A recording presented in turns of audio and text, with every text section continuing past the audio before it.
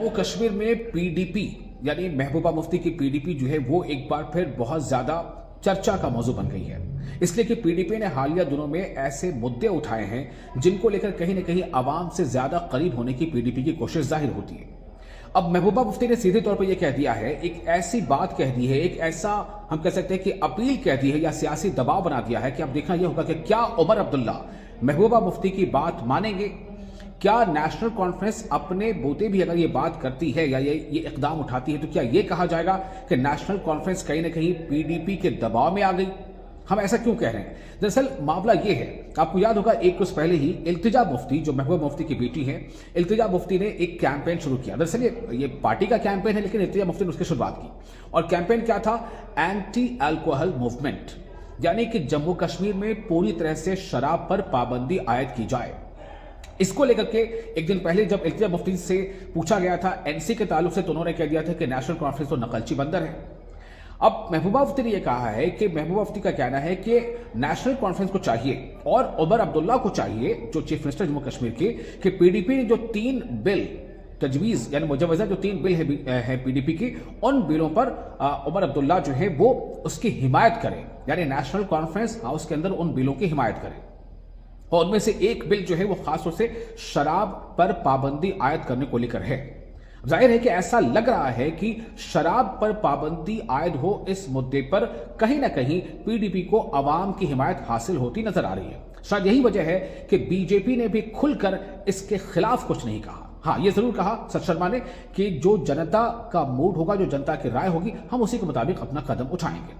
लेकिन अब सवाल यह पैदा होता है कि महबूबा मुफ्ती के इस अपील पर या ऐसा कहने पर क्या उमर अब्दुल्ला या उमर अब्दुल्ला की पार्टी नेशनल कॉन्फ्रेंस इन बिलों की हिमायत करेगी, या अगर इन बिलों की हिमायत की भी जाती है तो क्या यही माना जाएगा कि कहीं ना कहीं इसमें पीडीपी जो है वो फोर रनर है, वो आगे आगे कदम बढ़ाते नजर आ रही है। आइए आपको पूरा बयान सुनाते हैं महबूबा मुफ्ती ने कहा क्या है।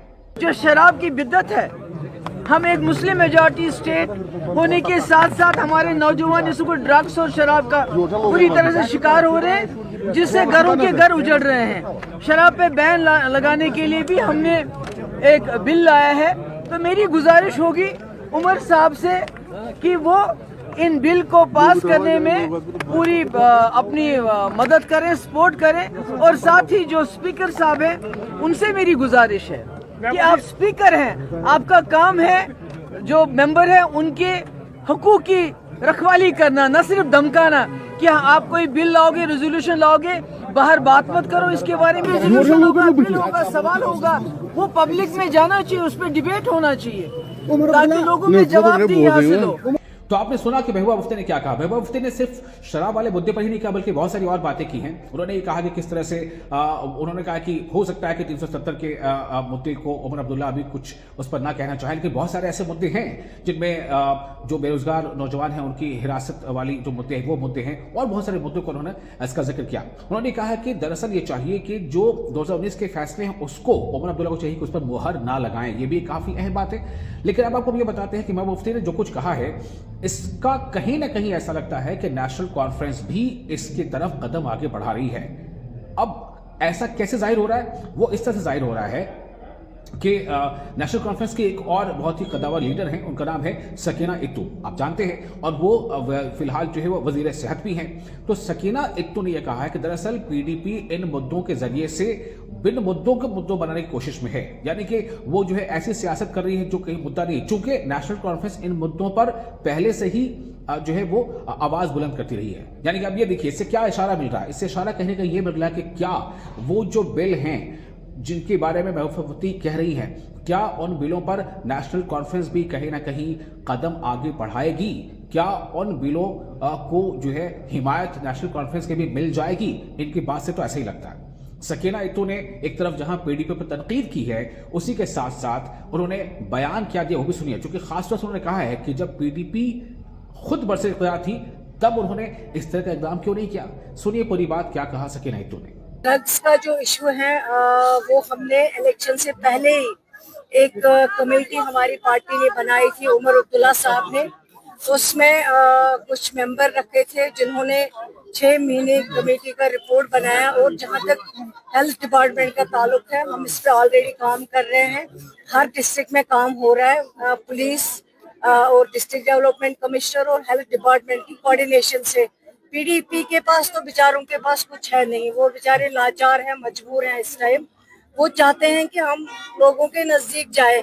जो उन्होंने खताए गुनाह किए हैं, चाहे हमारा सब कुछ, चाहे स्टेट की बात हो, चाहे हमारा स्पेशल स्टेटस हो, चाहे हमारी डेवलपमेंट हो, चाहे हमारे पावर हो, चाहे हमारी वो इज्जत है जो उनकी वजह से खत्म हो गए। अब वो लोगों के बीच में जाना चाहते, लोग हमें माफ करेंगे, वो चीजें भूल गए जब दूध और टॉफी की बात वो करते थे। लेकिन लोग नहीं भूले, जम्मू कश्मीर के लोग बहुत समझदार है, वो जानते हैं हर एक चीज का वो जवाब देना।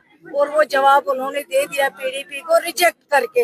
अब वो कभी ड्रग का सहारा लेते हैं, कभी किसी चीज का सहारा लेते हैं। जब वो चीफ मिनिस्टर थी मोहतरमा, मैं उसको पूछना चाहती हूँ कि तब उसने ड्रग अब्यूज के लिए क्या किया है, कितना काम किया है, कितने बिल असेंबली में लाए, कितने टास्क फोर्स टीम बनाए जिनसे ये चीजें कंट्रोल हो सकती है। हमारा काम है, हम सिर्फ कहते नहीं है, लेकिन हमारी सरकार कमिटेड है। ऑनरेबल चीफ मिनिस्टर साहब ने कई बार इस इशू पे मीटिंगें बुलाई और पहले ही इलेक्शन से पहले कमेटी बनाई। जो कमेटी की रिपोर्ट है, उस कमेटी की रिपोर्ट को हम जरूर अडॉप्ट करेंगे। हेल्थ डिपार्टमेंट, हमने उस रिपोर्ट को पढ़ा, वो इस वक्त अंडर प्रोसेस है। हम इंशाल्लाह देखेंगे, जो भी करना होगा। हम चाहते हैं कि ड्रग अब्यूज से यहाँ हमारे नौजवान बच्चे, इस वबा से उनको बचाया जाए, इस वबा से उनको निजात मिल सके। तो सुना आपने पीडीपी के महबूबा मुफ्ती का भी बयान सुन लिया, आपने सकीना इत्तू का जो नेशनल कॉन्फ्रेंस की तरफ से इस पर एक स्टैंड हो सकता है वो भी सुन लिया। अब आपको क्या लग रहा है, चाहे जिसने मुद्दे को पहले उठाया चाहे जिसने बाद में उठाया, लेकिन आपका ख्याल क्या है? क्या आपको लगता है कि इन मुद्दों पर असेंबली के अंदर कहीं ना कहीं एक सपोर्ट पीडीपी के अलावा भी बड़ी पार्टियों का मिलेगा? अगर मिलेगा तो आपको क्या लगता है, क्रेडिट किसे मिलना चाहिए? और अगर नहीं मिलेगा तो इसके पीछे वजह क्या हो सकती है? क्या यह भी एक सियासी वजह होगी? आप अपनी राय हमें जरूर साझा कीजिए कमेंट बॉक्स में।